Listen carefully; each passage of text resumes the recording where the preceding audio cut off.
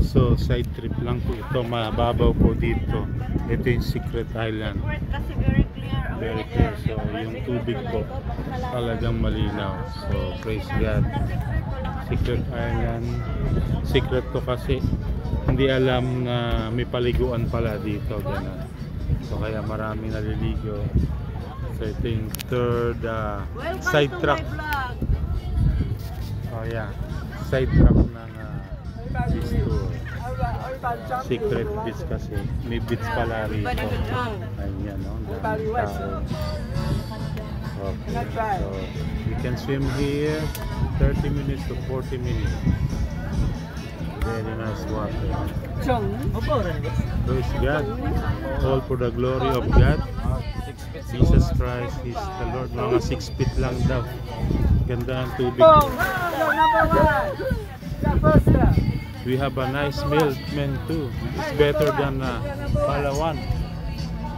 Mas maganda yung food dito kaysa sa Palawan. Maganda yung food namin. Talagang sasabi mo very nice tour at island. Kita mo naman. No? Enjoy. So praise God. Jo, hawakan mo muna ito. Bababa ako. Tapos I will share my Bible sharing.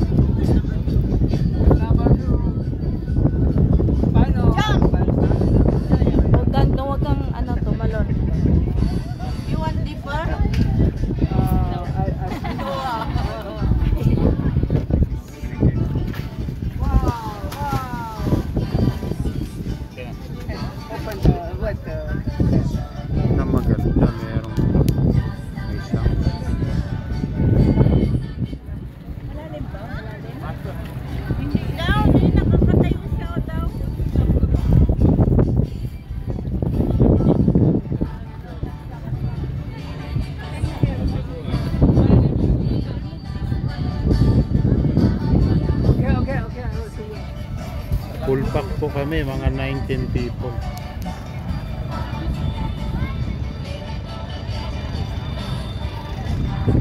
Wow, napatuloy na! Napatay ko na pa mandarin tuloy. Napatuloy! Ito, mga namit namin. Hello ate, Taiwanese. Very good people. From Yeah. La La Union and Taiwan. Opo, yeah. Yeah. Praise Jesus. So Bible sharing. Ano ba Bible sharing natin yan?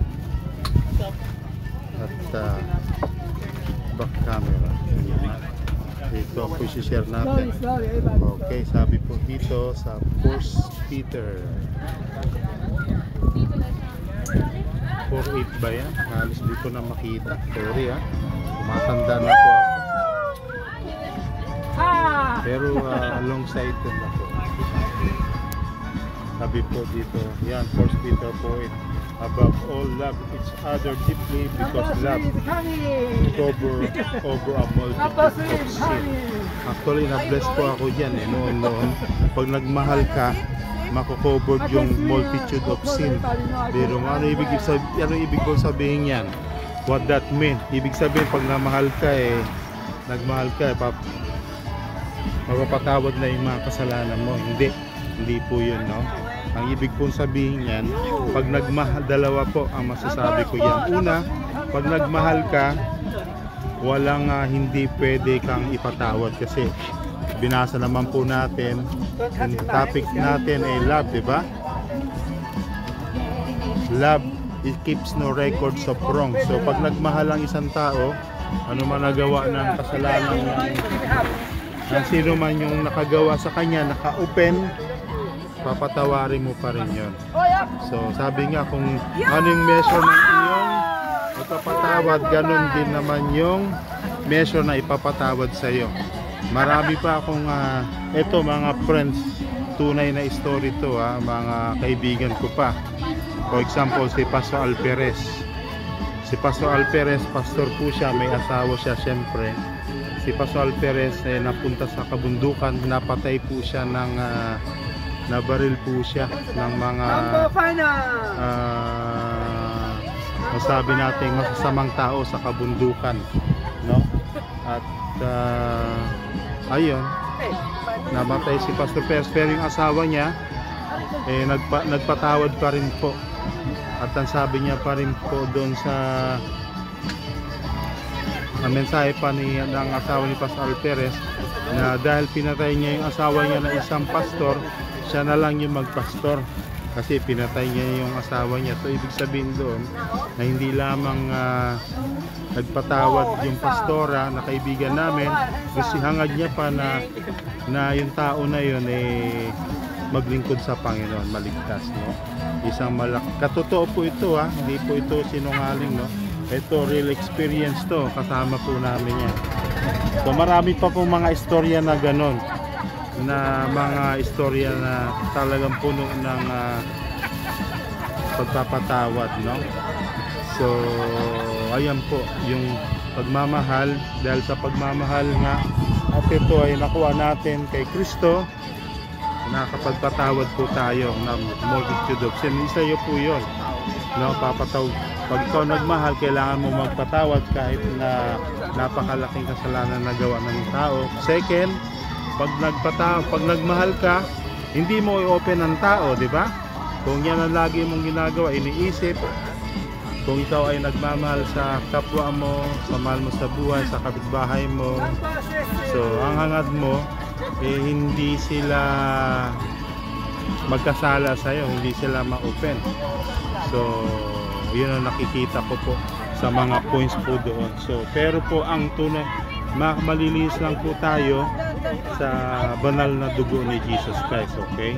Yan po ay for sure, not of the good deeds of men, but only through the blood of Jesus. Babalikan po natin yung teksto para makita natin uli, okay?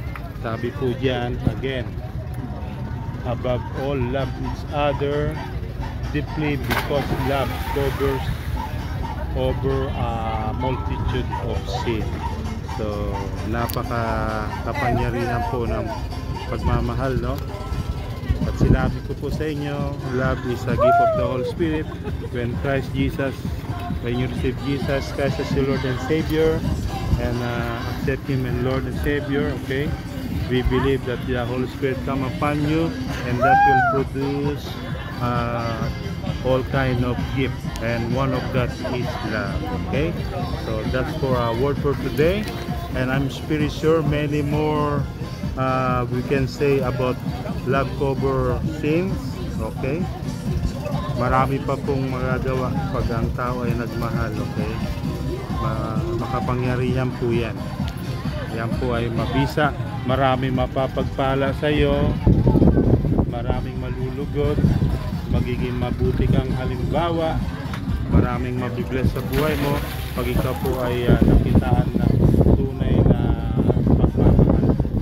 Totoo po yan, alam nyo na po yan, alam ko sa inyo na alam nyo na po yan, okay? So from Hidden Beach, Siargao, tapos meron pa kami isang island, ito yung side track.